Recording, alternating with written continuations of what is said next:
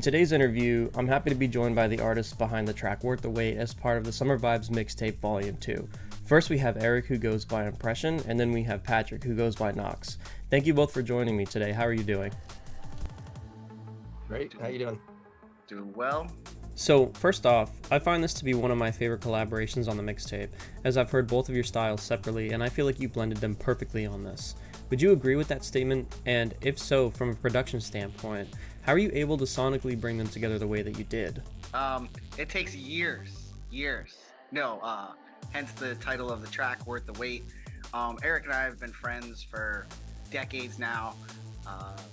Working on this tune was kind of something we've always wanted to do.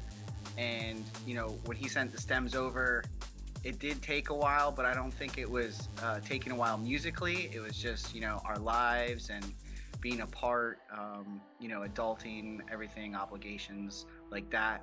So the tune was pretty much done in a short manner of time, but just us trying to get on the same page as far as the full release took a long time, a couple years actually.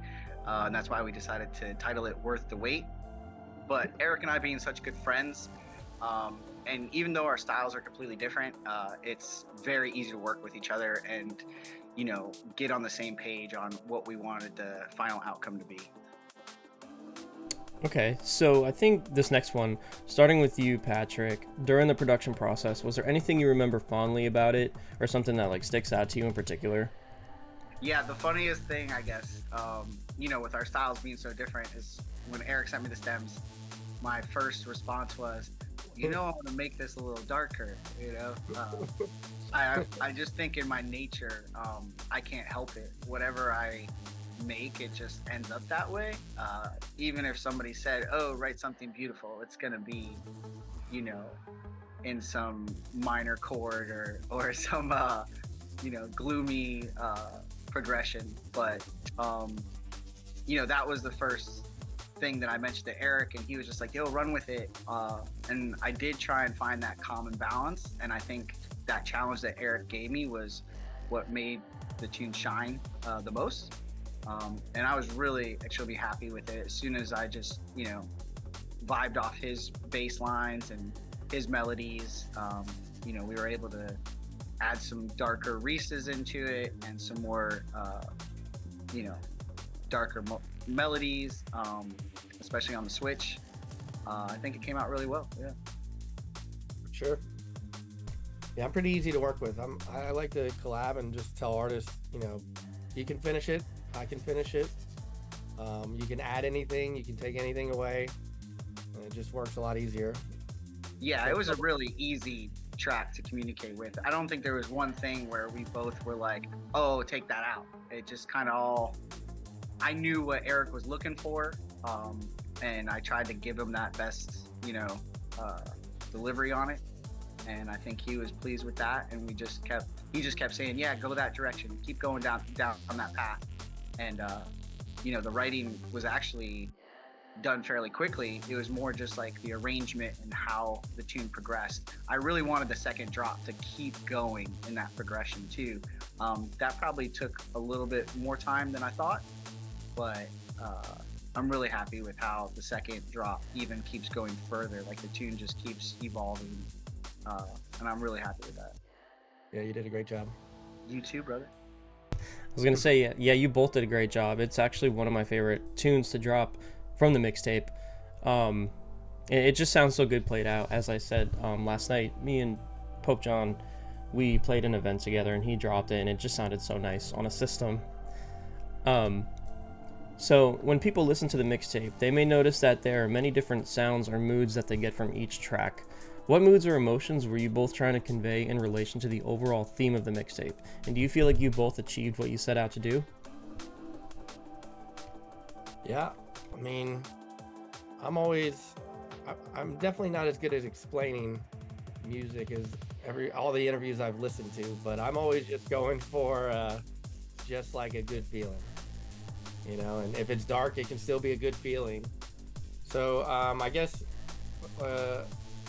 yeah, I'm just normally with music just trying to have a good feeling, and it's whether it's dark or, if it makes you feel good.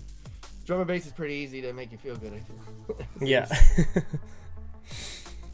Yeah, I'm not the most talented as far as music theory goes, but I've always been in all aspects of drum and bass. Dancing, MCing, DJing, producing. So when the vibe's there, when you're starting to make a tune, that's just when it's right. It's kind of just like it tells you, versus the other way around for me. Yeah, absolutely. I agree with that as well. Okay, this next one we'll start with you, Eric. What does this release mean to you in relation to being included on a compilation with a handful of great artists and otherwise? It's been pretty awesome to watch it from the beginning, because I mean, I feel like it started right around your wedding, right, Patrick? I mean, when did Rolled Up start? Yeah, that's a good call, man. I know it's like a year-ish old. Yeah, because and Tim and I kept, like, that night they just kept playing a bunch of some of your songs and some of Tim's Cadillac, and I'm like, how do you make this? And he's like, oh, I want to work with you, and then as I didn't even really know about Rolled Up Records currently at that time, and so then I just saw all the stuff they were putting out and all the videos, and it just seemed, and then basically I knew almost everyone that was on it. And I mean, for quite a long time, it seems like. I mean, Electron C, I'm Freak. I mean, when I lived in Orlando, Tim, when he was Molecule, I actually called him Molecule. When I sent him the idea, I said Molecule. He's like, no, man, it's Cadillac. So that's how far out of the loop I was. But like watching it evolve and just being, and everyone's always talking every day. I mean, I'm on a bunch of labels, and this is the only label that's doing this. For sure. Like, there's not really that camaraderie on other labels. It's just basically like you're on that label and so are they. Yeah. So yeah, it's amazing to see. Like about Rolled Up. Yeah, I agree. I think just with everybody kind of knowing each other a little bit, and then once closer friends or closer bonds in the label reached out to the acquaintances in the label, and those people became closer friends. I didn't really know Nigel, Empty Pockets, or Pope John, or even you, Joey, and I'm feeling our friendships getting closer just by all of us in the chat groups, and how Tim and Aaron are really pushing that camaraderie towards every artist on the label. It definitely feels like more, just as much as a friendship as as an artist on a label, which even Eric said, not many labels do that. So it feels like like we're a whole camp, and I think that helps us push each other, not just musically but mentally. And yeah, that's a great feeling for sure. If I could take a moment to touch on that and give a personal view on that, like, I definitely agree with you on all fronts. And I think it has to do with this mixtape, especially because since I was tasked to handle these interviews, it's really cool that I've been able to talk with everybody and like meet people that I haven't even met before, like online, and just kind of chat with them a bit. And everybody's been super nice. And like you said, I don't know if there's a lot of platforms kind of doing that, to where like not only do you sign music with someone, but like you said, you form this camaraderie and this kind of like bond with each other, which I think is really unique and exciting, and I really like that. Yeah, it's been great. And it's really cool too, because I played like a New Year's Eve show last year, and that's how I got to really click with Nigel and Pope John and a few other guys. And me coming from like the whole neuro background, that influence that they started bringing on to me kind of didn't change up my style, but challenged my style. And this album was such a good choice for it, especially Eric and I's tune. So you'll start to see a lot more vibey stuff come out from me. And I think the vibes in general right now is like resonating with a lot of people in the drum and bass community. It's kind of like a middle ground for everybody, and I'm excited to start pursuing that more. I'll still be doing neuro, don't get me wrong, but I'm excited to start creating more songs like this. I think Eric can agree with that too. Oh yeah, well that's why I wanted to work with Patrick, is because we're both on complete different levels, and this song is on like Pure Liquid.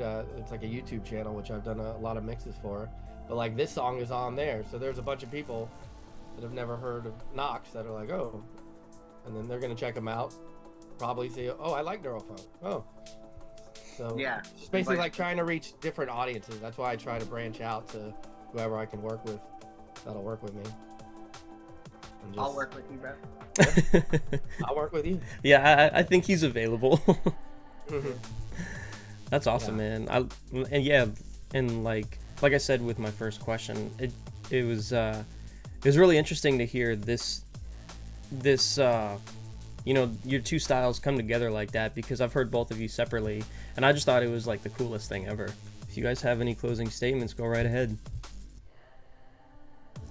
Just want to say thanks, Corsa, for setting this up. All the interviews are awesome. It actually helps me get in touch with all the guys and rolled up a little bit more as well. So that's really cool that you're doing this, and I'm excited for what's to come, man. Got big things coming. Big things coming soon. Yeah, no, all the interviews have been. I've liked them a lot. I almost wish I never saw them until I did it, so then I didn't know what I was competing with, you know. Well, I thank you guys. It was a challenge at first, because when Tim tasked me with it, I was honestly a little nervous about the idea, and even though I have a little bit of a background in acting, I was like, oh no, I have to be on camera. But it's once I've done it a few times, it's definitely been a really fun thing to experience, and it like just to have this dynamic of kind of dissecting a little bit the project in the words of every artist has been unique, and I do appreciate everybody that's come on here, and I do appreciate you both joining me today. Yeah, man. I hope everybody appreciates the song, and as the title says, hope it's worth the wait. Let me tell you a story real fast, Patrick. When I met Joey when I played in Gainesville for Darcy, and I walked in and they were playing, and I wanted to check out my USB, and he's like, you want to look at all my songs to make sure I don't play anything of yours? And I was like, no, you can play whatever you want, but yeah, sure. They like he puts his USB and I go through them all, and I'm like, oh, okay, you're good. But I was like, don't ever not play a song because someone else wants to play it. But I was like, that was nice. Yeah, that was nice. Always nice. Yeah. That was before he was on Rolled Up Records, so that was my first meeting. Impression. Yeah, I was impressed. Nice. One more quick thing for you, Patrick. I think was that New Year's show that was at Cinco Soccer in Tampa, right?